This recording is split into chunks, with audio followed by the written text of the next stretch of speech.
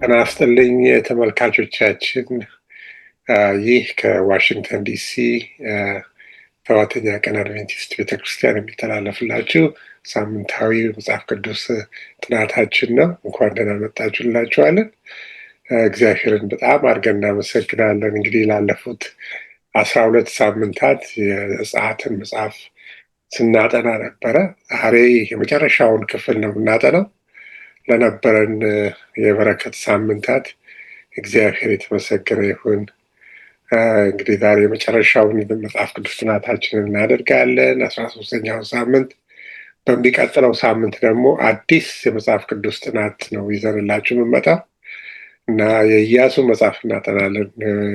ደስ የሚለው እንግዲህ ከዘጸአት የሚቀጥል መጽሐፍ ነው እና እሱን የምናጠናበት ጊዜ ይሆናል እና ጥሩ ጊዜ እንደሚኖረን ተስፋ እናደርጋለን። በጥናቱ ሁሉ እንደተባረካችሁ ተስፋ እናደርጋለን። ሙሉን ያልተከታተላችሁ ሰዎች ካላችሁ ወደኋላ መለስ ብላችሁ ሄዳችሁ እስከ ዛሬ ያጠናነውን ብትመለከቱ ትባረኩበታላችሁ ብለን እናስባለን።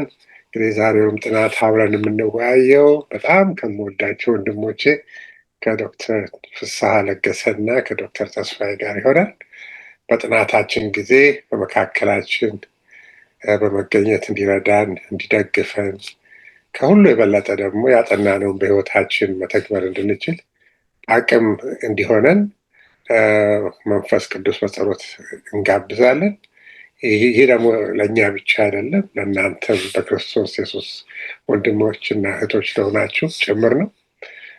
በጸሎት ጥናታችንን የሚከፍትልን ወንድማችን ዶክተር ተስፋ ይሆናል። እንጸልይ። በሰማይ ያለህ አባታችን እግዚአብሔር ሆይ እጅግ አድርገን እናመሰግንሃለን ስለ መልካምነትህና ስለ ቸርነትህ። ቃልህን በምንገልጥበት በዚህን ሰዓት ላይ ደግሞ መንፈስ ቅዱስህ አብሮን እንዲሆን እንድትረዳን እንጸልያለን። የሚያደምጡ ሰዎች ሁሉ ከቃልህ የተነሳ ይባረኩ። ጊዜውንና ሰዓቱን ላንተ ሰጠን፣ በኢየሱስ ስም አሜን። አሜን። እንግዲህ የመግቢያ ጥቅሳችንን በማንበብ ጀምራለሁ። የመግቢያ ጥቅሳችን የተወሰደው ከዘጸአት ምዕራፍ 40 ከቁጥር 34 እስከ 38 ነው።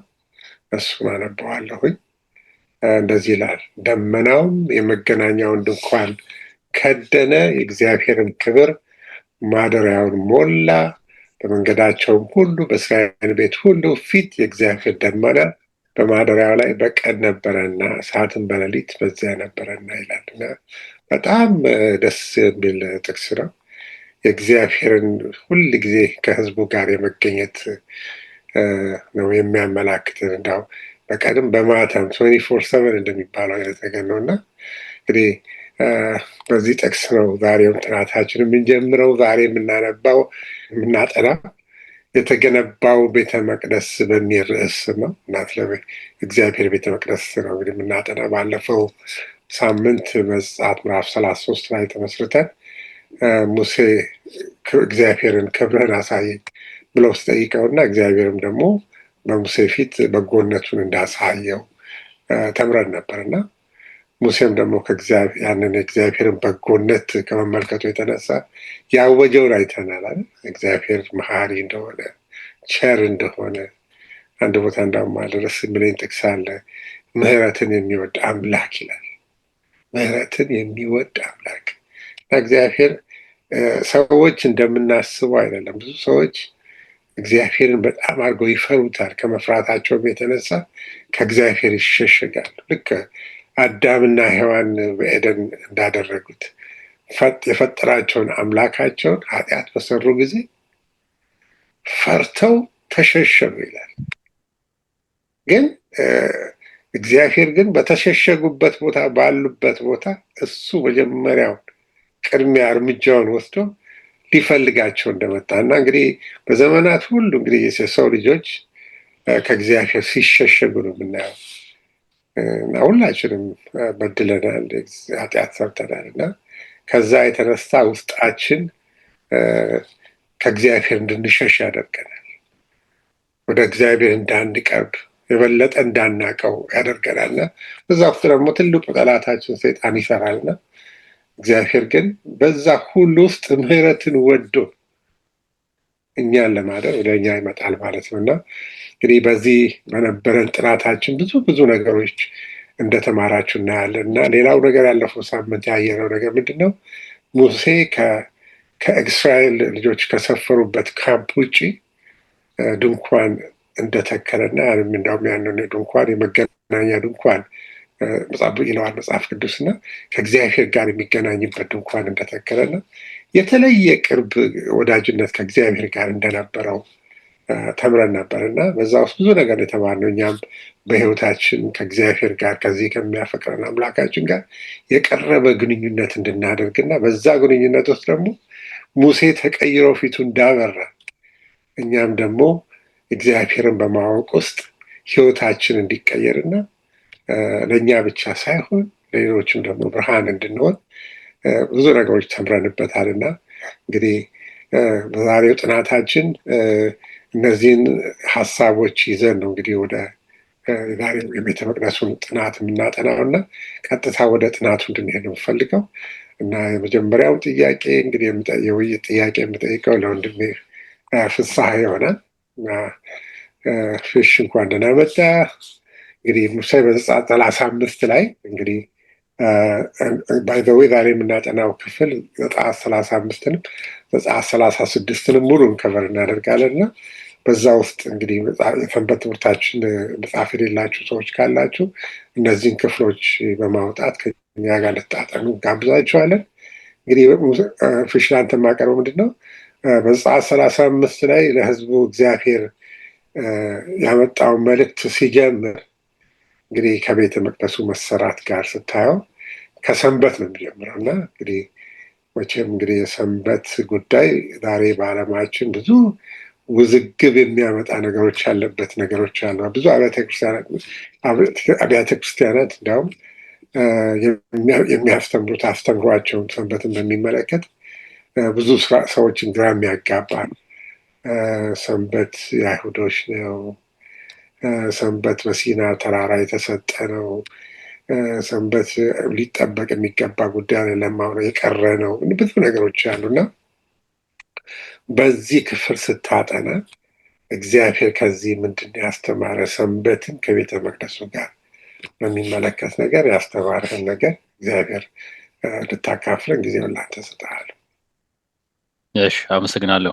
እንግዲህ መለስ ብለን ስንመለከት የዘጸአት ጥናታችን እግዚአብሔር የእስራኤልን ሕዝብ ከግብፅ ከፈርዖን አገዛዝ ነፃ ለማውጣት የተደረገውን ትግል በምዕራፍ 12 ላይ ወደ ማጠናቀቂያው ሲደርስ እናያለን እና በፋሲካው በግ አማካኝነት በኩሮች ሲድኑ እስራኤል የግብፃውያን ሲጠፉ ከእንስሳ እስከ ሰው የዛን ጊዜ በፋሲካው ደም ምክንያት እነሱ ከሞት ካለፉ በኋላ የእስራኤል ሕዝብ ዘጸአት ኤክሶደስ መሰረድ ጀመረ፣ መውጣት ጀመረ፣ ከግብፅ መውጣት ጀመረ። እግዚአብሔር ለአብርሃም በገባው ቃል ኪዳን መሰረት ማለት ነው። ስለዚህ ግብፅን ቀይ ባህርን ተሻገሩ። ታላቅ ምስጋና ነበር። ምዕራፍ 15 ላይ ማንጎራጎሩ ነበረ።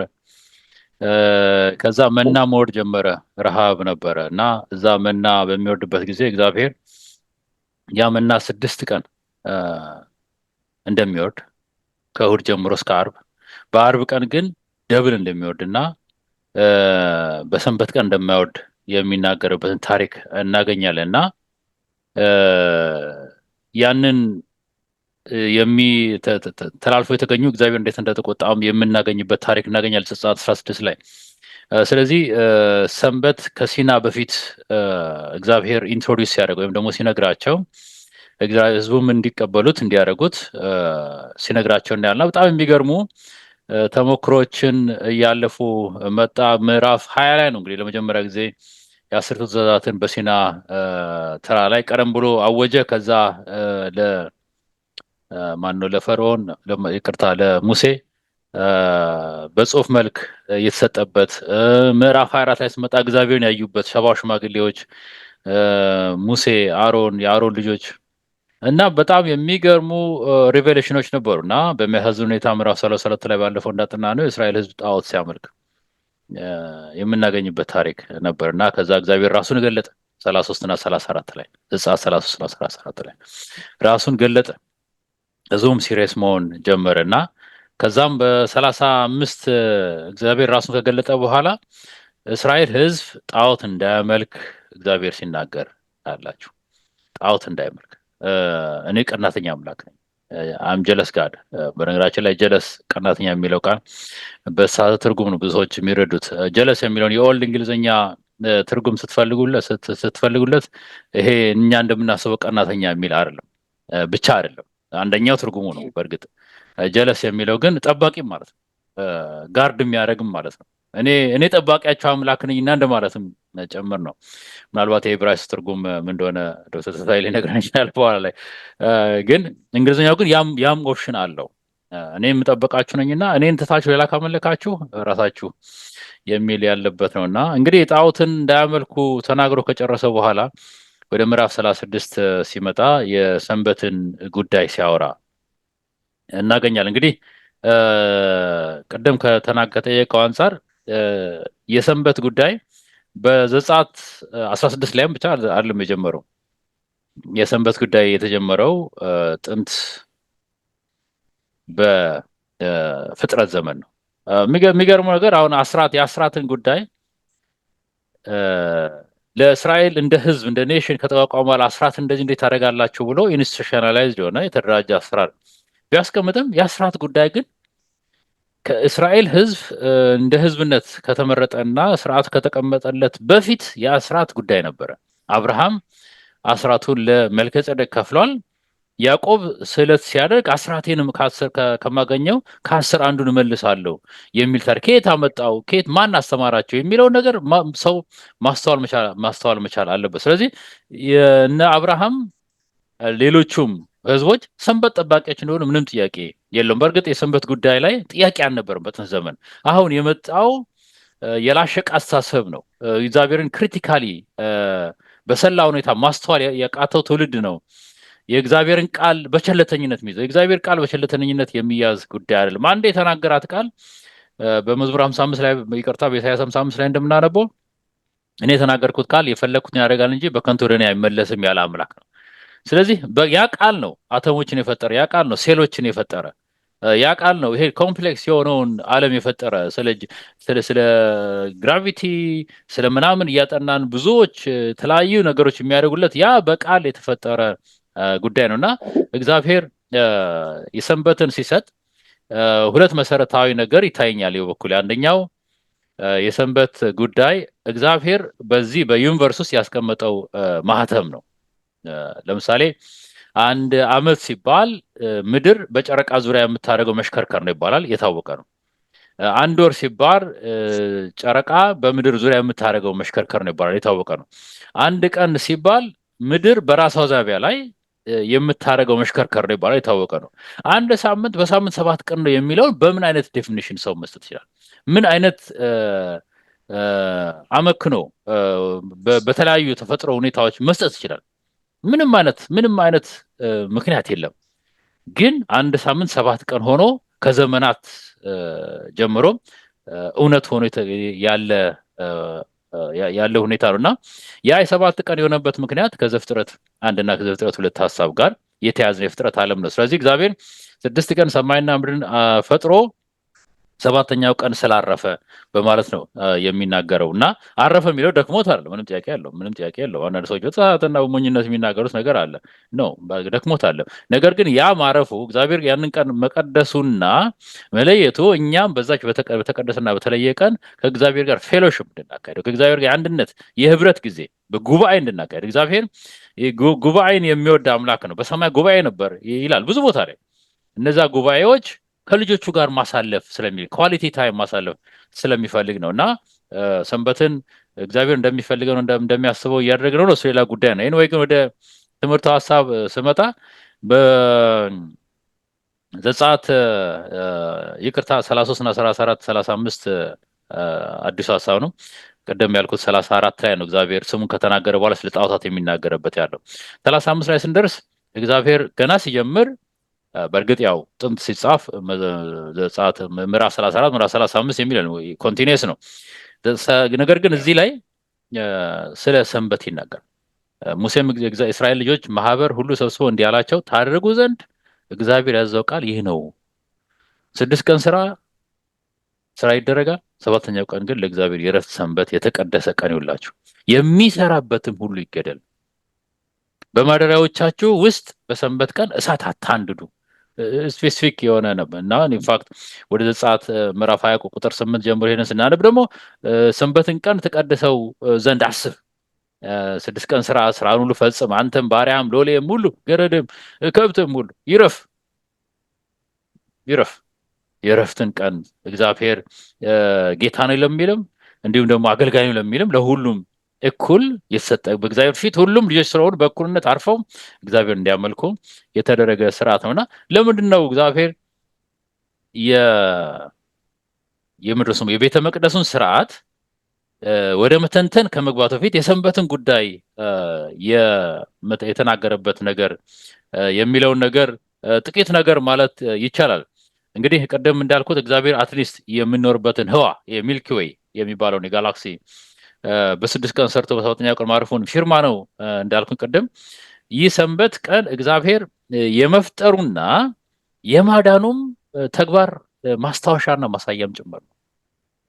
መፍጠሩ ቀደም እንደተናገርኩት ነው፣ የማዳኑም ጉዳይ ነው። እግዚአብሔር ለምሳሌ እስራኤል ህዝቦችን በወንዶች የሆኑት በአመት 3 ጊዜ ወደ ኢየሩሳሌም እንዲመጡ ያደርግ ነበርና በአመት 3 ጊዜ ወደ ኢየሩሳሌም ሲመጡ ስፍራቸውን፣ ምክንያቱም ሰው ነዋሪም ነው ወታደርም ነውና ስፍራቸውን ለቀው ወደዚህ ሲመጡ ጠላት ወደ እናንተ እንዳያይ አድርጋለሁ ይላልና የሚገርማቸው አንድ እውነተኛ ታሪክ ስታዩ እስራኤል አሁን ያለችው እስራኤል 2 ጊዜ ተወራ 2 ጊዜ የተሸነፈችው በእነዚህ በዓላቶች ወቅት ነው። ዮም ኮፑር ነው የሚባሉበት።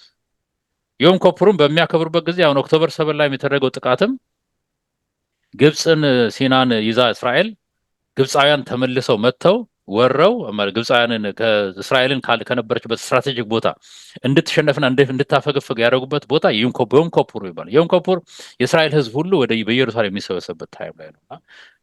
ለምን ይሄ ሆነ ብላችሁ ሳስቡ እግዚአብሔር ቀድሞ ከአባቶቻቸው ጋር የገባውን ኪዳን አቁሟል በዚህ ጉዳይ ላይ ማለት ነው። ስለዚህ አሁን ምን ሆኗል? የመንፈሳዊ እይታ ይዟል። በክርስቶስ በኩል የሚገኝ እይታ ሆኗል። ግን በዚህም ውስጥ እግዚአብሔር የማዳኑን ጉዳይ እናያለና የቤተ መቅደሱን ስርዓት በማረፍ ውስጥ በቤተ መቅደስ ውስጥ በማረፍ ውስጥ የሚገኘውን አገልግሎት እግዚአብሔርን የማዳኑን የመጠበቁን ፕሮቫይድ የማድረጉን 6 ቀን ብቻ ሳይሆን ብዙ ሰንበታቶች አሉ። ለምሳሌ ዘጸአት ዘሌዋውያን ምዕራፍ 23ን ስናነብ የዓመታዊ ያለ በኋላም እንመጣበታለን። ብዙ ሰንበታቶች አሉና እነዚህ ሰንበታቶች እግዚአብሔር አምላክ ህዝቡን የሚባርክበት፣ ህዝቡን የሚመራበት፣ ህዝቡን ወደ መልካምነት የሚያሳይበት የማዳኑ እሱ የፈጠራቸውና እሱ የሚያድናቸው፣ እሱ የሚጠብቃቸው፣ እሱ የሚባርካቸው መሆኑን ማሳያም ጭምር ነው ማለት ነው። ምንም አመሰግነው ሰፋ አድርገህ እንትን ብለዋል። ብዙ ጥያቄዎች ሊኖሩ ይችላሉ ሰንበትን በሚመለከት ግን እንግዲህ ጥናታችን ሰንበት ስላልሆነ አልፈዋለሁ እና ተስፊሽ ወደ አንተ ልመለስና እንግዲህ በተለይ አምላክ ማደሪያ የሆነው ቤተ መቅደሱን ሙሴ እንዲሰራ መመሪያ ከሰጠው በኋላ ህዝቡም አብሮ እንደተሳተፈ እዚህ ክፍል ይነግረናል እና የህዝቡ ተሳትፎ እንዴት ነበር? በተለይ ደግሞ የመንፈስ ቅዱስ ስራ እንዴት ነበር እዛ ውስጥ የነበረው የሚያስተምረን ትምህርት ስላለ በዚህ ዘመን በተለይ ያለን ክርስቲያኖች ከነሱ ዘመን ምን እንማራለን የሚለውን ጠቅላላ አድርጌ ላንተ ልስጥህና በዛ ላይ የተማርከውን እንድታካፍል ጊዜ ይሰጣል። አመሰግናለሁ ወንድሜ ዮናታን። ያንን ከማለቴ በፊት አንድ ሀሳብ መጨመር እፈልጋለሁ። ምንድነው? በዚህ እንግዲህ ትልቁ የእግዚአብሔር ሀሳብ ምንድን ነው? ስለ ቤተ መቅደስ የእስራኤል ልጆችን በማዳኑ ሂደት ምንድን ነው እግዚአብሔር ሊፈጽም የፈለገው ዓላማ? የእግዚአብሔር ሚሽን ምንድን ነው ስንል በእነርሱ በእስራኤላውያኖች አማካኝነት ሌላውን ማህበረሰብ የመድረስና የማዳንን ስራ እግዚአብሔር መፈጸም ስለፈለገ ነው። አይተን ከሆነ መጀመሪያ ቤተ መቅደሱ እንግዲህ የእግዚአብሔርን መገኘት የሚገልጽ የሚያዩዋቸው ሰዎች ሁሉ ከውጪ ወደ ውስጥ እንዲሳቡ ነው። በፊዚክስ ሴንትሪፔታል የሚባል ኢቫንጀሊዝም፣ ሴንትሪፔታል ሴንትሪፊውጋል የምንለው ማለት ነው። ሴንትሪፔታል ምንድን ነው? እሱ ከውጪ ወደ ሴንተር የሚስብ ማለት ነው። ይሄ የተለየው ኢቫንጀሊዝም። ያኛው ተቃራኒው ደግሞ ምንድን ነው? እሱ ወደ ውጭ የምንሄድበት ላይክ የሐዋርያ ሥራ ምዕራፍ 1 ቁጥር 4 እና 5 ላይ ኃይልን እስከምትቀበሉ በዚሁ ቆዩ እንዳላቸው፣ ኃይልን ከተቀበላችሁ በኋላ ግን በሁሉም አቅጣጫ በይሁዳ፣ በኢየሩሳሌም፣ በይሁዳ፣ በሰማሪያ፣ በዓለም ዙሪያ ሁሉ ወንጌልን እንደሚሰብኩ ማለት ነው። ስለዚህ አሁን ግን እየተካሄደ ያለው ትልቁ ነገር ምንድን ነው ሲባል እግዚአብሔር መጀመሪያ በዘፍጥረት ላይ አዳምን ወዴት ነህ ሲል እግዚአብሔር ፈላጊ ነው። ይሄ ሴንትሪፊውጋል ነው። እዚህ ጋር ግን ስንመለከት በአንድ ሴንተር እግዚአብሔር ካቋቋመ በኋላ ይህን ማህበረሰብ እርሱን የሚወክል ሆኖ ሌሎች ደግሞ እነርሱን አይተው ወደ ማዕከል ወደ ሆነው ወደ እግዚአብሔር እንዲመጡ ነው። በአዲስ ኪዳን ደግሞ እኛ ወደዛ እንድንሄድ ነው። ይሄ በጣም አስፈላጊ ነው። የእግዚአብሔርን ሐሳብ በዚህ ውስጥ ማወቅ ስላለብን ብዬ ነው። ወደ ሰኞ ክፍል ላይ ስንሄድ እንግዲህ ስጦታዎች፣ በስጦታቸው የእስራኤል ልጆች እንዴት እግዚአብሔርን እንዳከበሩ እንመለከታለን። ይህንን ስጦታ ስንመለከት መጀመሪያም የነርሱ አይደለም። የሚገርመው በግብፅ በነበሩበት ሰዓት ላይ ለፍተው ደክመው ምናምን ያገኙት ብቻ አልነበረም። ነገር ግን ሲወጡ እግዚአብሔር በግብፃውያን ዘንድ ሞገስ ሰጥቷቸው ከነርሱ የሰበሰቡት ስጦታ ነው። በሌላ አባባል እግዚአብሔር የሰጣቸው ስጦታ ነው። እዚህ ጋር እግዚአብሔር እየጠየቀ ያለው እንደው የሰጠዋችሁን አንጡ አይደለም፣ ነገር ግን ፈቃደኝነታቸውን ስጦታን ሲሰጡ ምን ማለቱ ነው? እግዚአብሔር እናንተ ከሰጣችሁኝ በፈቃደኝነት እኔ ከሰጠኋችሁ በፈቃደኝነት ስጡ ማለቱ ነው። እግዚአብሔር ስጦታ ፈቃደኛ የሆነ ልብን እንደሚጠይቅ እንማራለን። ያ ብቻም አይደለም፣ የስጦታው ምንጭ የሆነውን እግዚአብሔርንም ማክበርና ማሰብንም የሚጠይቅ ይሆናል። እንግዲህ ምንጩን ማወቅ አለብን። ስጦታን ስንሰጥ እግዚአብሔር ነው ስጦታውን የሰጠኝ ብለን ማመንን ይጠይቃል። ስለዚህ ያንን የሰጣቸው እግዚአብሔር ነው። ሌላው ስራውን ለመስራትስ ፈቃደኛ የሆኑ ሰዎች አሉ። እነዛን ሰዎች እግዚአብሔር ምን አደረጋቸው? በተለየ መንፈስ፣ በጥበብ መንፈስ ሞላቸው። በተለይ ደግሞ ባስልኤልና ኤልያብን፣ እነዚህ ሁለት ሰዎች ደግሞ ሌሎቹ ስጦታን በመስጠት እነዚህ ደግሞ ምን ያደርጋሉ? ቤተ መቅደሱን በመስራት ሂደት እግዚአብሔር የተለየ ጥበብን ሰጥቷቸዋል ማለት ነው። ይሄ እንግዲህ ታላቅ ፕሮጀክት ሲሆን እንግዲህ በአጭሩ የደህንነት እቅድ ነው እዛ ስፍራ ላይ እየተካሄደ ያለው።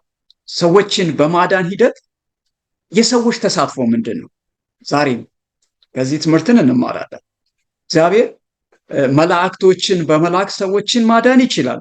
ነገር ግን እኛን ሊጠቀምብን ለምን ፈለገ? አንደኛ የስራው ተባባሪዎች እግዚአብሔር ሊያደርገን ስለፈለገ ነው። ሌላው ደግሞ በዚህ ሂደቱ ስንሳተፍ እኛም እንድንባረክ እርሱ ስለፈለገ ነው። ሌላው እዚህ ስፍራ ላይ የምናየው ይህንን ስጦታና በመንፈስ ቅዱስ መሞላት የሚል ሐሳብ አለ። ስጦታ የትኛው ነው የሚቀድመው? ስጦታን መቀበል ነው ወይስ በመንፈስ ቅዱስ መሞላት ነው? የሰንበት ትምህርታችን እዚህ ጋር የሚለው ምንድነው? እሱ ስጦታ ሰዎች የሚቀበሉት አስቀድመው አይደለም፣ በመንፈስ ቅዱስ መሞላትን ይጠይቃል። በመንፈሳዊ ሕይወታችን ወደ መንፈሳዊ ሕይወታችንም ስናመጣው ለምሳሌ ገላትያ ምዕራፍ 5 ላይ አለ አይደለ? የመንፈስ ፍሬ ምዕራፍ ከ19 ጀምረን ስናነብ የስጋ ፍሬና የመንፈስ ፍሬ የሚለው ሐሳብ አለ። ስለዚህ እነዛን ፍሬዎች ክርስቲያኖች ማፍራት የሚችሉት እንዴት ነው ብለን ስናስብ በመንፈስ ቅዱስ የተሞሉ ሰዎች ባህሪያት ናቸው። ስለዚህ አስቀድሞ በመንፈስ ቅዱስ መሞላት ያስፈልጋል ማለት ነው። ሰዎች ስለ ስጦታ ይጠይቃሉ። ስጦታን ይዞልን የሚመጣው ወደ ሰዎች ህይወት በነገራችን ላይ ስጦታን ብቻ አይደለም፣ ነገር ግን ደህንነትን ራሱ ወደ ሰዎች ህይወት ይዞ የሚመጣው ማን ነው? መንፈስ ቅዱስ ነው። ስጦታንም ይዞ የሚመጣው ወደ ሰዎች ህይወት መንፈሳዊ ስጦታን ይዞ የሚመጣው ማን ነው? እሱ መንፈስ ቅዱስ ነው። ስለዚህ አስቀድሞ ሰዎች በመንፈስ ቅዱስ መሞላት አለባቸው ማለት ነው። ይህንን ሀሳብ ይገልጻል የሰንበት ትምህርቱ በሰኞ ሀሳብ ላይ። አመሰግናለሁ። አክቹዋሊ እኔ በጣም የገረመኝ ክፍል ነው አንደኛው ክፍል። በተለይ እነ ባስኤል እና ኤልያብን ታሪክ ሳይ እግዚአብሔር የተለየ ችሎታ በተለይ ቤተ መቅደሱን በሚመለከት ቤተ መቅደስ ውስጥ ያሉትን አሁን መቅረዙን ስታስብ፣ ጠረጴዛውን፣ ታቦቱ በተለይ ቲንክ እግዚአብሔር ከሳምሃው እነዚህም በሚመለከት ፐርፌክት የሆነ ነገር እንደሚፈልግ ይገባኛል። በዛች ታቦት ዝም ብሎ ምሳሌ ብቻ ሳይሆን የምትሰራቸው የመጀመሪያዋም ራሷ በጣም በፐርፌክሽን ልትሰራች አድርጎ ነው የሚተሰማኝ የእነዚህን ጥበብ ስመለከትና እኛም ለእግዚአብሔር ስራ ስንወጣ በቤተክርስቲያን ውስጥ ለእግዚአብሔር አገልግሎት ስንወጣ እግዚአብሔር የተለየ ጥበብን የተለየ መንፈስን ይሰጠናል የሚል አይነት አስተሳሰብ ይዘውብኝ የመጣውና በዚህ ነገር ላይ ሁለታችንም ሀሳብ ብሰጡበት ደስ ይለኛል። በተለይ እግዚአብሔርን ስራ በመስራት በኩል እግዚአብሔር እንዴት ነው በእኛ ውስጥ የሚሰራው የሚለው ላይ። እውነት ነው። የትኛውንም እግዚአብሔርን ስራ ስንሰራ ስራውን በእኛ የሚሰራው እግዚአብሔር። ለዚህ እኮ ነው እንደየስጦታችን ነው አይደለም የምናገለግለው። አገልግሎታችንም እኮ እንደየስጦታችን ነው። ሰጪው እግዚአብሔር ነው። ስለዚህ በሰጠን ስጦታ መሰረት ነው እግዚአብሔርንም የምናገለግለው። አንዳንድ ጊዜ የተበላሹ ነገሮችን እናያለን በተለያየ ስፍራ ላይ። አንዱ ከስጦታው ውጪ ሲያገለግል የእግዚአብሔርን ስራ ያበላሻል ከመስራት ይልቅ። ነገር ግን በሰጠን ስጦታ መሰረት እግዚአብሔርን ስናገለግል አንደኛ ሰዎች ክብሩን አይወስዱም፣ ለሰጪው መልሰው ክብሩን ይሰጣሉ። ሁለተኛ ምንድነው እሱ በስጦታቸውም በሙላት እግዚአብሔርን ማክበርና ሌሎች በረከት መሆን ይችላሉ ሰዎች። ስለዚህ ምንድነው በየትኛውም እግዚአብሔርን ለማገልገል በምንሳተፍባቸው ስፍራዎችና ቦታዎች እግዚአብሔር በሰጠን ስጦታ ሲሆን ስራውን በእኛ የሚሰራው እግዚአብሔር ይሆናል ማለት ነው። በተለይ እነዚህ ሁለት ሰዎችን ባስልኤል እና ኤልያብን ስንመለከት ይገርማል። አንደኛው ከየት ነው የተጠራው? ከዳን ወገን ነው። ከዳን ማለት የሆነ ከማይጠበቅበት ስፍራ ጣዖት አምላኪ ከሆነ ማህበረሰብ መካከል ከዛ ስፍራ ላይ አምጥቶ እግዚአብሔር ስራውን ሲሰራ እንመለከታለን። አንዳንዴ እኮ የእግዚአብሔርን ስራ የሚሰሩ ሰዎች የሆነ ካልተጠበቀ ስፍራ የመጡ ሰዎችም ናቸው። ካልተጠበቀ ስፍራ፣ እኛ ከጠበቅነው ስፍራ ሳይሆን ካልተጠበቀ ስፍራ እግዚአብሔር ሰዎችን አምጥቶ የእርሱን ስራ እንዲሰሩ ሁሉ ሊያደርግ እንደሚችል መዘንጋት የለብንም። አይ ብዙ መጨመሪያው የለኝም። በእርግጥ የእግዚአብሔር ስራውን ስታየው እሱ እግዚአብሔር ማስተር አርክቴክት ነበር በዚህ ቦታ ላይ። አብን እንዴት አሁን በዚህ ዘመን አንድ ህንፃ ሲሰራ አርክቴክቱ ዲቴል ዲዛይኑን ያወጣል። በዲቴል ዲዛይኑ መሰረት ስትራክቸራል ኢንጂነሩ ቢልድ ማድረግ ይጀምራል። በስዕል ብሉፕሪንት የሚባለው ማለት ነው። ያንን ብሉፕሪንት ሙሴ ከነ ባስልኤል እና ከነ ኤልያብ ጋር እንዴት ኮሚኒኬት አደረገ የሚለው ያስበኛሉ። ምክንያቱም በመካኒካል ኢንጂነሪንግ ውስጥ ዲዛይነር አለ፣ ማኑፋክቸረር አለ እና ዲዛይነሩና ማኑፋክቸረሩ የሚግባቡት በወረቀት ብቻ ነው። ዲዛይነሩ ወረቀቱን ያመጣል፣ በወረቀቱ መሰረት ደግሞ ማኑፋክቸረሩ ፕሮዲስ ያደርጋል። እነ ኤልያብ እና ባስልኤል ማኑፋክቸረሮች ናቸው እና እንዴት ነው ኮሚኒኬት ያደረጉት የሚለው ነገር ይደንቀኛል። እና ሙሴ በተለይ በእያንዳንዱ ዲቴል ተናግሮ ያንን ነገር ኤክስኪዩት እንዲያደርግ የተደረገበት አካሄድ ጥልቅ የሆነ የመንፈስ ቅዱስ እርዳታና ጋይዳንስ ያለበት ሱፐር ሂውማኒቲ ወይም ደግሞ ከሰው ልጅ አስተሳሰብ የላቀ ማንነት በህይወታችንም በክርስትና ጉዟችንም ይሄ ነገር ነው። እግዚአብሔር ስራ ጥልቅና ኮምፕሌክስ ነው። ያንን ጥልቅና ኮምፕሌክስ ስራ በተሳካ ሁኔታ የሰው ልጅ መፈጸም የሚችለው በመንፈስ ቅዱስ እርዳታ ብቻ ነው። ሙሴ ዴፊኒትሊ በመንፈስ ቅዱስ የተሞላ ነበር። እነዚህም የቤተ መቅደስ ስራ የሚሰሩ በመንፈስ ቅዱስ ተሞልተው እንዳውም እግዚአብሔር ሲያሰራው ምንድን ነው ብሎት ነበር? ተጠንቀቅ ነበር ያለው እና በጥንቃቄ አንዳች ነገር ሳያዛንፉ የሰማያዊውን ቤተ መቅደስ ኮፒ በማድረግ የሰሩበት አካሄድ ኤክስትራኦርዲነሪ የሚባል ነው። ቀላል የሚባል አለም እንደዚሁ እንደምናስበው እንዳይመስላችሁ። በጣም ከባድ ስራ ነው የሰሩት። ነገር ግን ጳውሎስ እንዳለው ኃይልን በሚሰጠኝ በክርስቶስ ሁሉን እችላለሁ እንዳለ እነዚህ ሰዎች በእግዚአብሔር ኃይልና ብርታት እርዳታ እየተሰራ ነው። የደህንነታችንን ጉዳይ ያንን በዛ ልናስተውለው እንችላለን ለማለት ነው።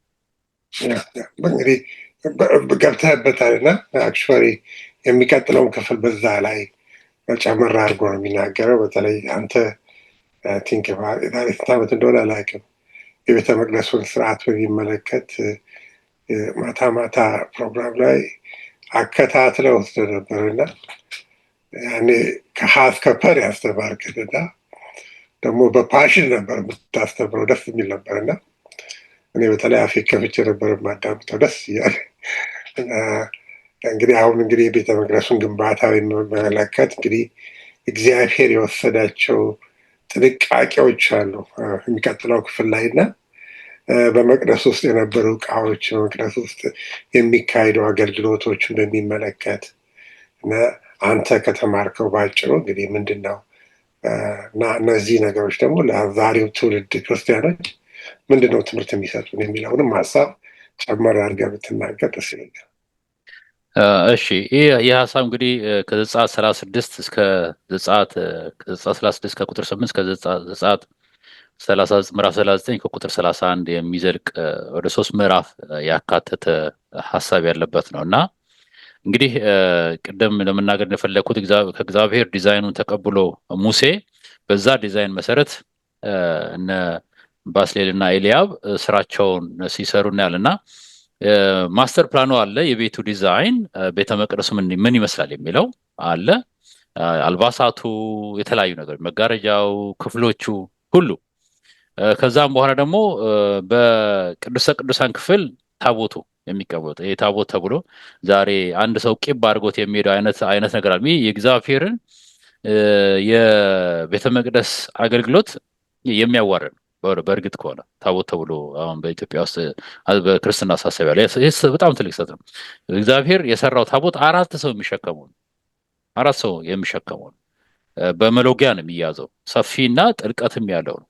ርዝመትም ቁመትም ምድረስሙ ወርድም ያለው ነው እና ታቦቱ ነበረ በቅዱሰ ቅዱሳን ውስጥ። በቅዱስ ስፍራ ደግሞ የሚቀመጥ የህብስት ማስቀመጫ ጠረጴዛ ነበር።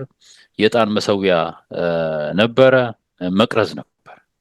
3 እቃዎች አሉ በቅዱስ ስፍራ።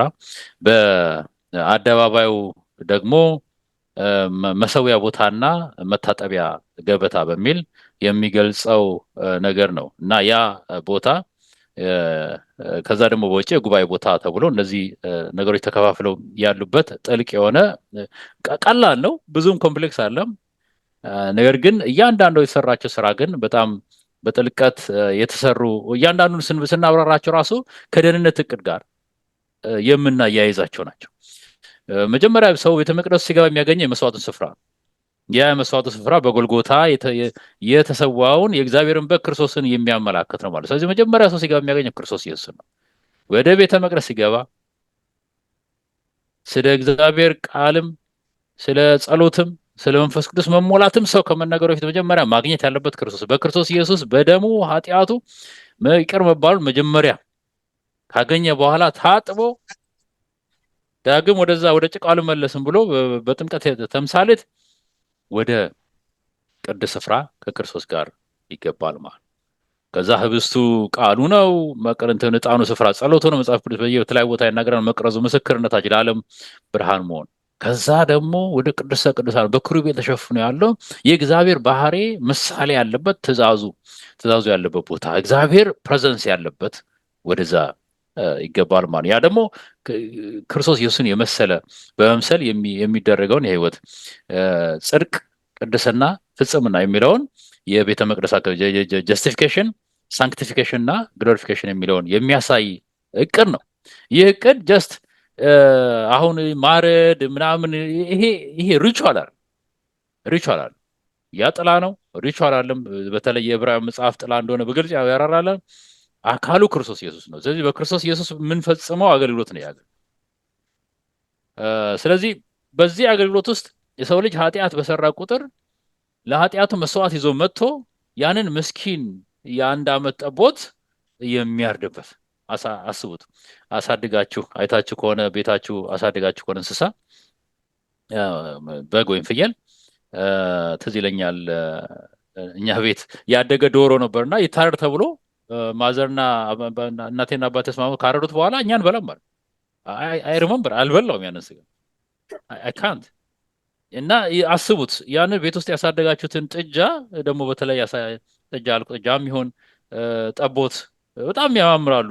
ከሕፃንነታቸው የሚያድጉ እነዚህ ፍየሎችና በጎች አይታችሁ ከሆነ እንጫወት ነበር። ጥርሳቸውና ነበር ያማር በጣም በቃ የተሳለ ነው። በጣም ቢዩቲፉል ናቸው። እነዛን ምስኪን እንስሳት አምታችሁ በቃ ለእኛ በደል ሲታረድ ቀላል ስሜት ያለው እንዳይመስላችሁ እንደዚሁ እንደሚባለው አለም ያ እግዚአብሔር ለኃጢአት ያለውን ጥላቻ እንድናስተውል በዛ ዘመን ያለው ሕዝብ እንዲያስተውሉ የተደረገ። ስለዚህም ንስሐ የገቡ ሰዎች እንዴት መዳን እንደሚችሉ ደግሞ ከዛ የበለጠው የሚያሳይ ያለበት ነውና ከዛ በኋላ ደግሞ እንግዲህ የኃጢአተኞች ዕጣ ፋንታቸው አንደኛ ንስሐ የገቡ ምን ሊያጋጥም እንደሚድኑና ንስሐ ያልገቡ ደግሞ የመጥፋትም ህይወትም ያለበት ይህን ነገር የማያደርግ ሰው ከእስራኤል ሕዝብ ለዘላለም ተቆርጦ እንዲጠፋ የሚል ቃልም እናነባለን። በዚህ ቤተ መቅደስ አገልግሎት ይሄንን ስናየው በአገልግሎቱ በሁለት መሰረታዊ አካሄዶች የተከፈለ ነው። አንደኛው ዕለታዊ አገልግሎት ነው፣ በየቀኑ የሚደረግ ነው። ሁለተኛው ደግሞ ዓመታዊ አገልግሎት ነው። በተለይ ወደ ቅድስተ ቅዱሳን ታቦት ወዳለበት ካህኑ ሊቀ ካህን ብቻ ነው የሚገባው። በዓመት አንድ ጊዜ የሚደረግ አገልግሎት ነው። ይሄም የዕለታዊ አገልግሎቱ ከደህንነት ጋር የሚያያዝ ከቅድስና ከጽድቅ ጋር የሚያያዝ ንስሐ መግባት የሚባሉት ነው። እግዚአብሔር ኃጢአትን ይቅር እንዴት እንደሚል የሚያሳይ እይታ ሲሆን ያም ደግሞ እንዳልነገርኳችሁ በክርስቶስ ኢየሱስ በታረደው በግ በኩል ያለውን የመዳን ህይወት የሚያሳይ ነው። እንዲሁም የጽድቅ ልብስ የምንለብስበት ይህን ሁሉ የሚያሳይ ነው። ዓመታዊ አገልግሎት ደግሞ እግዚአብሔር ኃጢአትን እንዴት እንደሚያስወግድ በተለይ የቤተ መቅደስ የማንጻት ፕሮግራም ዘጸአት ዘሌዋውያን ምዕራፍ 16 በጥልቀት ተጽፏል። በቅርቡ አንድ የሆነ ቲክቶክ ውይይት ላይ ነበርኩና አሁንም ክርስቶስ ኢየሱስ በቤተ መቅደስ አገልግሎት ውስጥ ነው ያለው ስላቸው እንደ ይህንን ለዓመት ምን ያደርጋል ሊሆን ታሰብ አይችልም ማለት ይሄውላችሁ ዘጸአት ዘሌዋውያን ምዕራፍ 16 ላይ ሁለት ፍየሎች ቀርበው አንደኛው ይታረዳል። ለእስራኤል ሕዝብ ኃጢአት የሚሆነው የማሰሪያ ስርዓት ሊቀ ካህኑ ካደረገ በኋላ ሊቀ ካህኑ ከቅድስተ ቅዱሳን ሲወጣ እጁን በአዛዜል ፍየል ላይ ጭኖ ያ አዛዜል ፍየል ለእስራኤል ሕዝብ ወይም ደግሞ በአሁን ደግሞ በሲምቦሊዝም ደግሞ ለዓለም ሕዝብ ኃጢአት ምክንያት የሚሆነው እሱ ነው ተብሎ ወደ በረሃ እንዲጣል ይደረግ። ይህ ስርዓት እስካላለቀ ድረስ ክርስቶስ ኢየሱስ በቤተ መቅደስ ነው። አለቀ። የእውነተኛው መቅደስ አገልግሎት ነው። ስለዚህ ክርስቶስ በዚህ በቤተ መቅደሱ አገልግሎት የደህንነት ስራ ወይም ደግሞ የኃጢአት ዋጋ ፍጻሜው የሚታይበት አገልግሎት ሆኖ እናያለን። ስለዚህ ይህ አገልግሎት በዕብራውያን ምዕራፍ 7 በዕብራውያን መጽሐፍ አገልግሎት በሀሳብ መሰረት ጌታችን ኢየሱስ ክርስቶስ ሁለቱንም ዕለታዊን አገልግሎት ቀላል ነገር አለም። ለምሳሌ በዕለታዊ አገልግሎት ጊዜ ለምን ፈጀበት ለሚሉ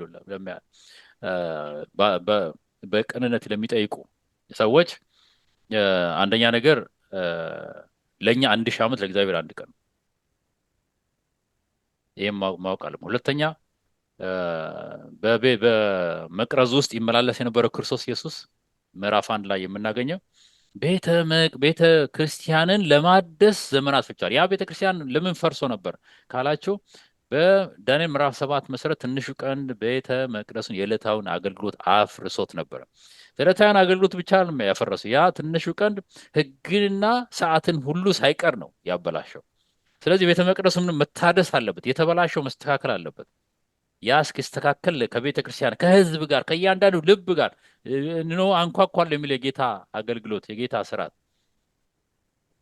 የጌታ አገልግሎት የጌታ ምልጃ ጊዜ ፈጅቷል ለእያንዳንዳችን እድል ለመስጠት እንጂ ይሄ የምድረው ስሙ ይሄ ፋስት ፉድ ዘመን ትውልድ እንደሚያስቡ አይደለም። ይሄ የቲክቶክ ቪዲዮ ለሁለት 3 ደቂቃ አይደለም። እግዚአብሔር አድቅቆ ነው የሚሰራው። አንድ ሰው ሲናገር ሰምቻለሁና የእግዚአብሔር ወፍጮ ቀሱ ላይ ይፈጫል፣ ግን አድቅቆ ይፈጫል። እንደ አግለብልቦ ሰርቶ ቢሆን ኖሮ እንዳለ ህዝብ አዳም ይጠፋ ነበር። ነገር ግን ሁሉም ሰው እንዲድን እግዚአብሔር ቸርነቱን በማሳየት ኢቭን የመዳኑን እቅድን ራሱ ዲቴል ያሳየበትና ብዙ ነገር ታሪክን ሳይቀር የምንማርበት አገልግሎት ነው የቤተ መቅደሱና at the end of the day የሪቹዋል ጉዳይ ሳይሆን ክርስቶስ ኢየሱስ እኛን ለማዳን ያሳለፈውን ፕሮሰስ እንድናይና እኛም ከእርሱ ጋር በመዝሙር 77 ቁጥር 13 ሐሳብ መሰረት አቤቱ መንገድህ በመቅደስ ውስጥ ነው እንደሚል እኛም እርሱን ተከትለን በመቅደስ ውስጥ እንድንጓዝ እግዚአብሔር የሰጠው ትልቅ የደህንነት እቅድ ነው ማለት ነው። ቀጥሎ ጥያቄ አክቹዋሊ ቀጥሎ ክፍልታችሁ ወደ አንተ እመጣለሁ እና ተመሳሳይ ነው እና እንግዲህ እግዚአብሔር የቤተ መቅደሱን ስርዓት እንዴት እንደሚሰራ ለሙሴ ነገረው።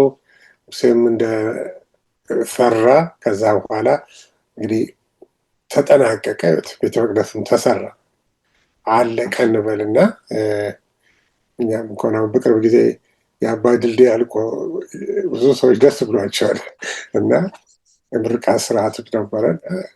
ግን ይሄ ደግሞ ከዛ የበለጠ ከዛ ከእጅግ ኮምፔር የማናደርገው ቤተ መቅደሱ እና ስርዓቱ ካለቀ በኋላ ስርዓቱ እንዴት ነበረ?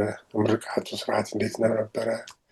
በተለይ በዛ ምርቃቱ ስርዓት ጊዜ ስለ እግዚአብሔር መገኘት ስለ እግዚአብሔር ሕልውና ነው የሚናገረው እና ከዚህ ውስጥ ምንድን ነው የተማርክበት? ፍሽም ከሰጠው ሀሳብ ጋር ከፈለግ መጨመር ትችላለህ እና ጊዜ ላንተ ልስጥህ። መልካም። እንግዲህ ይሄ ስለ ቤተ መቅደስ ስናስብ እግዚአብሔር በደንብ አድርጎ ስለ ደህንነት ነው የደህንነታችንን ጉዳይ ነው ያስቀመጠው እዛ ስፍራ ላይ። ወንድሜ እንደገለጸው ብዙ ነገር የሚያመለክተው እዛ ስፍራ ላይ ስለ ደህንነት ነው። ጌታ ኢየሱስ ክርስቶስንም ነው የሚያሳየው እና በዘጸአት መጽሐፍ ምዕራፍ 25 ቁጥር 8 ላይ ምንድነው እሱ? በመካከላችሁ አድር ዘንድ ቤተ መቅደስን ስሩልኝ። ያ ለእስራኤላውያን አዲስ ምዕራፍ ነው። አዲስ ምዕራፍ ነው። መጀመሪያ ያመልኩኝ ዘንድ ሕዝቤን ልቀቅ ያለ እግዚአብሔር ነፃ ያወጣውን ሕዝብ ነው እንግዲህ በዚህ ሁኔታ ላይ በመገኘት ይህን የደህንነትን ሁኔታ እየገለጸ ያለው። በመሰረቱ እንግዲህ የእስራኤል ሕዝብ ምን ሆኗል? ነፃ ወጥተዋል። ከዛ በኋላ ግን የእግዚአብሔር በእነርሱ ዘንድ መገኘት በጣም አስፈላጊው ነገር ነው፣ ወሳኝም ነው። እግዚአብሔር ባይመራቸው በመገኘቱ የሚያስፈልጋቸውን ባይሰጣቸው ኖሮ ይህ ህዝብ ፈጽሞ መንቀሳቀስ የማይችል ህዝብ ነው እና በመካከላችሁ አድር ዘንድ የሚለው በጣም ወሳኝ የሆነ ሀሳብ ነው። በእኛስ ሕይወት አዲስ ምዕራፍ የሚከፈተው መቼ ነው? መቼ ነው ስንል እግዚአብሔር በመንፈስ ቅዱስ አማካኝነት በልባችን ማደር ሲጀምር፣ ያ ለአንድ ሰው ፍጹም የሆነ አይቶት ወይም ደግሞ ኤክስፔሪንስ አድርጎት የማያውቀው አዲስ ልምምድ ይጀምራል ማለት ነው። በፊት በቤተ መቅደስ ነው። ዛሬስ እግዚአብሔር መገኛው የት ነው? በልባችን ቤተ መቅደስ ነው። እኛ የእግዚአብሔር ምንድነው? ማደሪያዎች ነን ማለት ነው። ያ የነበረው የኃጢአት ልምምድ እግዚአብሔርን ያለመፍራት ህይወት የሚያቆመው እግዚአብሔር በመንፈስ ቅዱስ አማካኝነት በልባችን ቤተ መቅደስ ማደር ሲጀምር፣ ይህ በጣም አስደናቂ የሆነ መንፈሳዊ ልምምድ ነው። የእግዚአብሔር መገኘት በዛን ሰዓት ቤት ነው፣ በቤተ መቅደሱ በመገኘቱ እነርሱ ሐሴትን ያደርጋሉ፣ ደስ ይሰኛሉ፣ ደህንነት ይሰማቸዋል። ዛሬም የእግዚአብሔርን መገኘት እንፈልጋለን። እንዴት ነው እግዚአብሔር የሚገኘው ስንል ልባችንን ፈቅደን የልባችንን ቤተ መቅደስ ለእርሱ ስንከፍትለት በህይወታችን ማደር ሲጀምር በኃጢአት ላይ ድልን እናገኛለን። አዲስ የሆነ መንፈሳዊ ልምምድ በህይወታችን ይኖራል ማለት ነው። ስለ ቤተ መቅደሱ አመራረቅ እንግዲህ ዘጸአት 40 ምዕራፎች ያሉት የመጨረሻው ነው እንግዲህ እና እዚህ ስፍራ ላይ የሚገርመው ቤተ መቅደሱን ሙሴ ሲመርቀው አንዴ ብቻ ነበረ ይሄ በቅዱስተ ቅዱሳን ምናምን የሄደበት ማለት ነው። በተለይ በቅድስተ ቅዱሳን የገባው አንዴ ብቻ ነበረ። ኦኬ፣ ምክንያቱም በዛ ስፍራ ላይ ይሄ በቅድስተ ቅዱሳን መግባት የሚችለው ማን ነው? በዓመት አንድ ጊዜ የሚካሄድ ስርዓት ሲሆን ሊቀ ካህኑ ነበረ ያንን አገልግሎት የሚሰጠው። ይህ በጣም በዓመት አንድ ጊዜ የሚካሄደው ስርዓት ወደዛ አልገባም። ምን ያሁን ግን አስደናቂ የሆነ ስርዓት ነው። ኃጢአታቸው የሚወገድበት፣ ዓመቱን ሙሉ የቆሸሸው ስፍራ የሚነጻበት፣ በዛን ሰዓት ላይ እስራኤላውያኖች ራሳቸውን አዋርደው የእግዚአብሔርን መገኘት ኃጢአታቸው ይቅር መባሉን ከእግዚአብሔር ጋር የተለየ ህብረትና አንድነትን የሚወስዱበት ጊዜ ነው። ስለዚህ በዛ ስፍራ ላይ ሙሴ አንዴ ብቻ ነበረ ቅድስተ ቅዱሳን ያየው ማለት ነው። ከዛ በኋላ ግን የሙሴ እንግዲህ አገልግሎት ምንድነው? ማስተዳደር ሲሆን ሊቀ ካህኑ ግን በዓመት አንድ ጊዜ የሚገባበት ስፍራ ነው ማለት ነው። እንግዲህ በምረቃው ስነስርዓት ላይ ግን ሙሴ ወደዛ ስፍራ ገብቶ እንደነበረ ለመመረቅ ማለት ነው እናያለን። ሌላው እዚህ የሰንበት ትምህርታችን የሚገልጻቸው 3 ሐሳቦች አሉ። ምንድነው እሱም? በ3 አጋጣሚዎች እግዚአብሔር ስራው መጠናቀቁን የገለጸባቸው። አንደኛ በፍጥረት ሳምንት መጨረሻ ላይ እግዚአብሔር የመፍጠር ስራውን ማጠናቀቁን አስምሮበታል ይላል። ሁሉም መልካም ነበር ብሎ እንዳጠናቀቀ እናያለን። በተለይ ደግሞ በ7ኛው ቀን እንዳረፈና በዘፍጥረት መጽሐፍ ላይ እናነባለን። ዘፍጥረት ምዕራፍ 2 ከ1 እስከ 3 ላይ። ሌላው የቤተ መቅደሱን ስራ መጠናቀቁን የመጽሐፍ ቅዱስ ጥቅስ ይገልጸዋል። እንግዲህ እንዲህ ሙሴ ስራውን ፈጸመ የሚለው ሐሳብ ማለት ነው። ሌላው ሰለሞን ቤተ መቅደሱን በጨረሰ ጊዜም ተመሳሳይ ጨረሰ የሚል ነገርን እናያለን። መጀመሪያ እግዚአብሔር የፍጥረት ስራውን አጠናቀቀ። አሁንስ እዚህ ጋር የሚገልጸው ይሄ እንግዲህ ቤተ መቅደስ ተጠናቀቀ ሲባል ምን ማለት ነው? የደህንነት እቅድንም የሚያሳይ እንደሆነ መዘንጋት የለብንም። ትልቁ ኢምፕላይ የሚያደርገው የእግዚአብሔርን መገኘት ነው። እግዚአብሔርን በዛ ሉዓላዊ አምላክ ነው። በነገራችን ላይ ስለ እግዚአብሔር መገኘት ስናስብ አሁን ሰዎች ወደ አንዳንድ ቤተ መቅደስ በመሄድ እግዚአብሔርን ሊሚት ሊያደርጉት ይፈልጋሉ። በትንሽ ቦታ ላይ ብቻ የሚገኝ ሉዓላዊ አምላክ ፈጽሞ ሊሆን አይችልም። እግዚአብሔር አምላክ ምንድነው? እሱ በጣም ሉዓላዊ ነው። እግዚአብሔር መንፈስ እንደሆነም አንዘንጋ እና በትንሽ ቤተ መቅደስ ውስጥ እግዚአብሔርን ሊሚት ልናደርገው ፈጽሞ አንችልም። ነገር ግን ለሰዎች በሚገባን ቋንቋ ነው ይሄ እና በትንሿ ቤተ መቅደሳችን በእኛ ውስጥ የእግዚአብሔር ማደርን ደግሞ ስንመለከት ይሄ ትልቅና ኃያል የሆነ ሉዓላዊ አምላክ እግዚአብሔር እንዴት በእኛ ውስጥ ሊያድር ቻለ?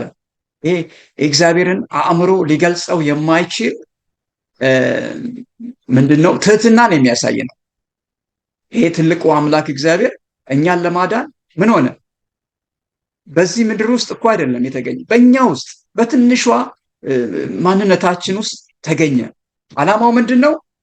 እኛን መለወጥና እኛን ማዳን ነው። እንግዲህ ይሄ የደህንነት እቅድ በጣም ሰፊና የሰው አእምሮ ሊገልጸው ፈጽሞ አይችልም። በተለይ ደግሞ ይሄ የጌታ ኢየሱስ ክርስቶስ ሰብአዊ ፍጡር የሆነውን ይህንን ስጋችንን መልበሱን ስንመለከት ማለት ነው።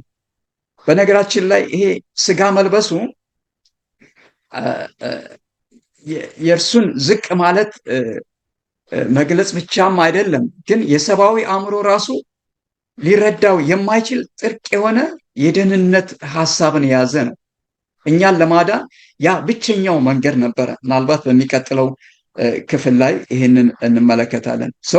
እግዚአብሔር ቤተ መቅደሱን በመገኘቱ ይሞላው ነበረ።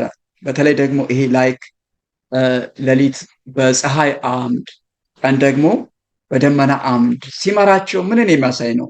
የእግዚአብሔርን መገኘት። ለእስራኤላውያኖች የእግዚአብሔር መገኘት በጣም ወሳኝነት አለው። ጠላቶቻቸውን የሚያሸንፉት በእርሱ ላይ በመደገፍ ነው። ኢቭን ዴይሊ ኒዳቸውን የሚሰጣቸው እግዚአብሔር ነው። ያንን ሁሉ የሚያሳይ እንደሆነ መዘንጋት የለብንም። እንግዲህ ይሄንን ነው ማለት የምችለው። በጣም በጣም በጣም ቴንኪው። ከሰዓታችንም አንጻር የመጨረሻውን ጥያቄ ለሁለታችሁም ነው እንግዲህ ሞረውሮ የሐሙስን ክፍል አጫጭር መልስ እንደምትሰጡኝ ተስፋ አደርጋለሁ። እንግዲህ አዳምና ሔዋን እግዚአብሔር የሚገናኝባቸው ቦታ ኤደን ገነት ነበረች።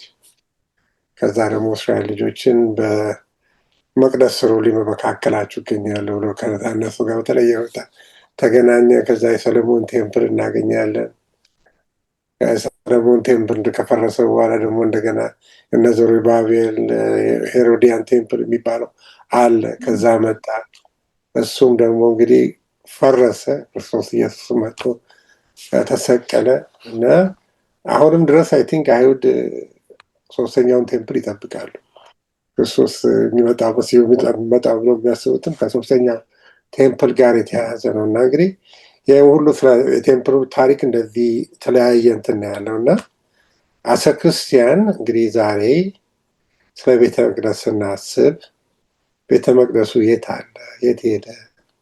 በምን ተተካ?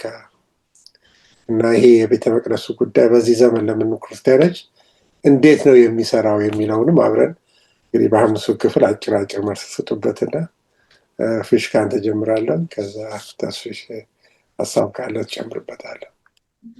እሺ እንግዲህ በዮሐንስ 1:14 ላይ ቃልም ስጋ ሆነ ጸጋና እውነትንም ተሞልቶ በእኛ አደረ የሚለው ሀሳብ የሰንበት ትምህርቱም ይናገረዋል።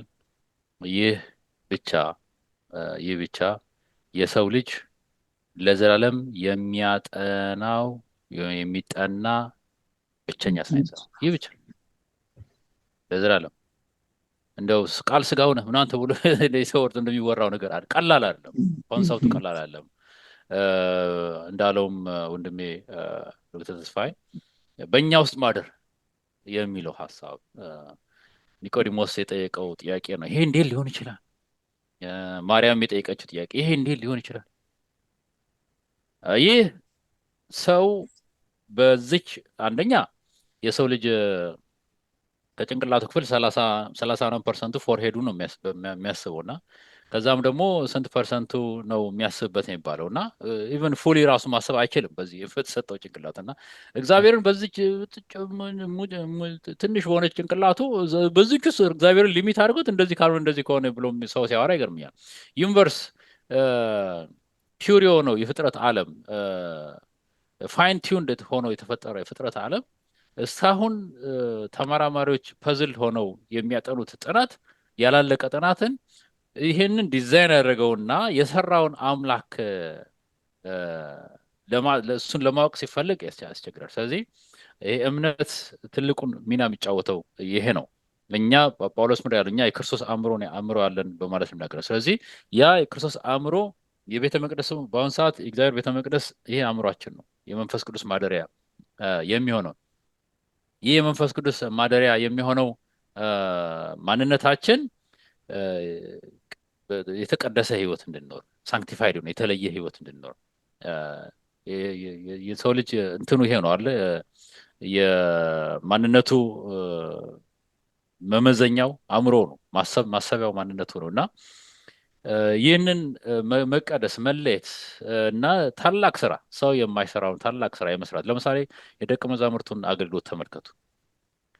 የሰው አእምሮ ዲዛይን አድርጎት ኤክስኪዩት አድርጎት ዓለምን ለመድረስ የሚያስችል ብቃት የላቸው ሰዎች አልነበሩም። በምን በፋይናንሻል አቅም፣ በሚሊተሪ አቅም፣ በሰው መመዘኛው ነው ብላችሁ አርሚ የመገንባት አቅም ብትሉት በምንም አይነት ሳይንስ ዓለምን ለመድረስ የሚቻልባቸው ብቃት አልነበራቸው። ጳውሎስ በሱ እድሜ ነው ፍጥረት ሁሉ ወንጌልን ሰማ በማለት ተናገረው። እና ይህ የመንፈስ ቅዱስ ስጦታ ነው። መንፈስ ቅዱስ ኃይል ነው። ኃይልን በሚሰጠው በክርስቶስ ሁሉን ይችላሉ፣ እኔ ከሰራው በላይ ትሰራላችሁ የሚለው አገልግሎት።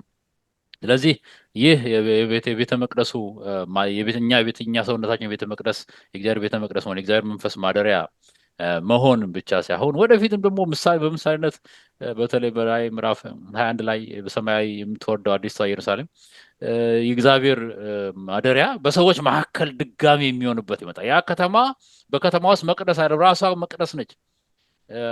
በትንትኑ በቅዱሰ ቅዱሳን አይታችሁ ከሆነ ቅዱሰ ቅዱሳን ኪው ነው፣ እኩል ነው። ወርዱና ርዝመቱ እኩል ነው። ምናልባት ከፍታው እርግጠኛ ያለው አይ ቲንክ ከፍታው እኩል መሰለኝ። ያ ተመሳሳይ ምሳሌ ነው የአዲስቷ ኢየሩሳሌም። አዲስቷ ኢየሩሳሌም እኩል ነች።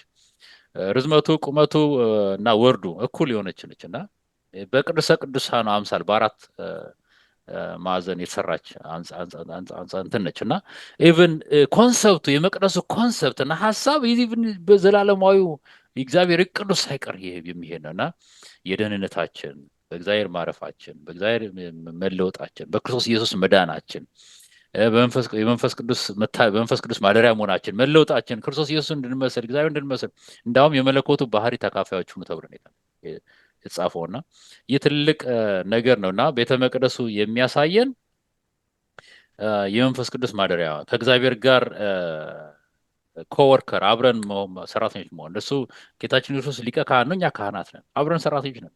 ዊ አር ኮወርከርስ ነው የሚለው አለ። አብረን ከእግዚአብሔር ጋር አብረን ሰራተኞች ነን ነው ጳውሎስ የሚለው እና ይህን ጥልቅ አገልግሎት ሰውና አምላክ ተገናኝቶ የመዳንና የሰው ዘር ያጣውን ቦታ ድጋሚ ሪስቶር ለማድረግ የሚያስችል እቅድ ያለበት ነው እና ዘጸአትን ሲጨርሰው እግዚአብሔር እስራኤል ሕዝቦች ወደ ተቀደሰችው እና ወደምመኛት ሀገር ከመግባታቸው በፊት ይህንን ትምህርት አጠናቀው እንዲገቡ አቅዶ እየሰራ እንዳለ የሚያሳይ ነው። በጣም ታላቅ ሀሳብ እንደሆነም የሚያሳይ የእግዚአብሔር ሀሳብ ነው። ልክ ነው። እግዚአብሔር ይባርክ። እንደው እንትና ለማለት ምንድን ነው አንተ አሁን እኛ በመጨረሻው ዘመን ያለን ቤተ መቅደስ እኛንን የሚለው ካርቴሽን ይዘን ሄድከውና ክርስቶስ ሲናገር ደግሞ ስለ ራሱም ሲናገር እኮ ይህም ቤተ መቅደስ አፍርሱትና ከ3 ቀን በኋላ አስነሳዋለሁ የሚል ሀሳብ ይዘውም ስለ ቤተ መቅደሱ ራሱንም ወክሎ የተናገረበት ቦታ አለ። አንዳንድ ሰዎች ደግሞ አሁን እኛ ቤተክርስቲያን ብለን የምንሄደው ነገር እንደ ቤተ መቅደስም አድርገው የሚቆጥሩት አለ። መጨረሻው ዘመን ያለች ቤተ መቅደስ ነች ብለው ያስባሉና በዛ ላይ ተስፊሽ ሀሳብ አለ ጨመር መልካም። ይሄ እንግዲህ አሁን ቤተክርስቲያን እንግዲህ እኛ የእግዚአብሔር ቤተ መቅደሶች ነን። እኛ ማንን? ክርስቲያኖችን የሚወክል ነው። ይሄኛውን ሀሳብ ከማለቴ በፊት ደህንነት ላገኘ ህዝብ ነው እንግዲህ ይሄ ቤተ መቅደስ እንዲሰሩ እግዚአብሔር ትእዛዝን ይሰጣቸው። ነፃ ለወጣ ህዝብ ነው። መጀመሪያ የእግዚአብሔር የማዳን ስራ ኤክስፔሪየንስ ያደረጉ ሰዎች ናቸው። ከዛ እግዚአብሔር በውስጣቸው ያድራል። ይህንን በጣም ጥልቅ ነው። እነሱ መጀመሪያ ህጉን ስርዓቱን ከማድረጉ በፊት እግዚአብሔር ህዝቡን ነፃ ማውጣት ስለነበረበት ነው። ህግ የትኛውንም ነገር ሰዎች ማድረግ የሚችሉት እርሱ በመካከላቸው ሲኖር ነው። በነገራችን ላይ አሁን እንግዲህ አንተ ያልከው ሐሳብ ቤተክርስቲያን በቤተክርስቲያን ወይም ደግሞ በአማኙ ህይወት ነው እግዚአብሔር ቤተ መቅደሱን ማደሪያውን የሚያደርገው። አሁን ፈጽሞ ሰዎች ህንፃውን እንደ ቤተክርስቲያን ማደሪያ አድርገው በመቁጠር ወደዛ ስፍራ ሄደው የተለየ ወርሺፕ የሚያደርጉም ሰዎች አሉ። በእርግጥ የትኛውንም ስፍራ ለእግዚአብሔር ቀድሰን መስጠት እንችላለን፣ መዘንጋት የሌለብን ነገር ግን የእግዚአብሔር መገኛው የሰው ልብ ነው። ይሄ እኮ ቤተክርስቲያን የሚባለውን ሐሳብ እንደው ባጭሩ ለመግለጽ ያክል በአዲስ ኪዳን የተጠቀመበት ቃል ኤክሌሽያ ነው፣ የተጠራ ህዝብ። በብሉይ ኪዳን ደግሞ ካህል ሲሆን ይሄም ያው የተጠራ ህዝብ ነው። ይሄ ቤተክርስቲያን የሚለው ሐሳብ በብሉይ ኪዳን ስንመለከት አንዳንድ ሰዎች ወደ አብርሃም ይወስዱታል እና አብርሃም የራሱን የሆነ ህዝብ ትቶ እግዚአብሔር ወደ ፈለገው ስፍራ የመጣ ሰው ነው። አሁንም ቤተክርስቲያን ኤክሌሽያ የሚባለው ከሆነ ስፍራ ምን የሆነ የተጠራ ህዝብ ማለት ነው። ስለዚህ ቤተክርስቲያን ራሱ የሚባለው የሚወክለው ህዝብን ነው። የእግዚአብሔርስ ቤተ መቅደስ የሆነው ማን ነው? እሱ የእግዚአብሔር ህዝብ ነው። መገኛው የእግዚአብሔር ህዝብ ነው። ህጌን በልቦናችሁ አኖራለሁ ያለው ለዚህ እኮ ነው። በብሉይ ኪዳን የእግዚአብሔር ህግ የት ነው ያለው? በቅድስተ ቅዱሳን ነው። አሁንስ በእኛ ነው። ስለዚህ እኛ የእግዚአብሔር ምንድነን? መገኛዎች፣ ማደሪያዎች ነን። እግዚአብሔር ያንን ለማድረግ ግን አስቀድሞ የእግዚአብሔር ህዝብ ምን መሆን አለበት? ነፃ መውጣትና መዳን አለበት ማለት ነው። አመሰግናለሁ። ቆንጆ። እንግዲህ ሌላ ሀሳብ እንደሌላችሁ ተስፋ በማድረግ እግዚአብሔርን እንደነበረን ጊዜ እጅግ አድርጌ አመሰግናለሁኝ። አይነው ራቴ ጥናት በጣም አድርጎ ሰፊ ነው እና ሁላችሁም በየቤታችሁ ጠለቅ አድርጋችሁ እንድታጠኑ እንጋብዛችኋለን። ሁለት ወንድሞቼንም እግዚአብሔር ብርክ ያርጋችሁ እላችኋለሁኝ። እንግዲህ ጥናታችንን በጸሎት እንደጀመር በጸሎት እንጨርሳለን። የመጨረሻውን ጸሎት ወንድማችን ፍስሐ እንዲያነብልን ጠይቀዋለሁ። ጸልይ። ጌታ ሆይ እናመሰግናለን ስለዚህ ግሩም ውይይት። ይህ ቃል አድማስ ተሻግሮ ከአጽናፍ ተሻግሮ ጌታ ሆይ ሰሚዎችን አዘጋጅተህ ብዙዎች ወደ ዘላለም መንገድ የሚመሩበት እንዲሆን እንግዲህ ጌታ እኛ ማድረግ የምንችለውን ትንሿን ሮል ጨረስን። ከዚህ በኋላ ያለውን አንተ ተረከብ። ሰሚዎችን ባርክ፣ ለውጣቸው። እኛም በተናገርነው መኖር እንድንችል እርዳን። በጌታ በኢየሱስ ክርስቶስ ስም አሜን።